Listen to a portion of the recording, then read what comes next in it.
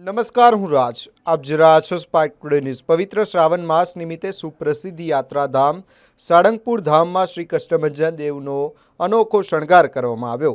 શ્રી કષ્ટભંજન દેવ હનુમાનજીને શાકભાજીની થીમવાળા વિશેષ વાઘા પહેરાવવામાં આવ્યા, જ્યારે દાદાના સિંહાસનને પણ વિવિધ શાકભાજીથી શણગારવામાં આવ્યું હતું.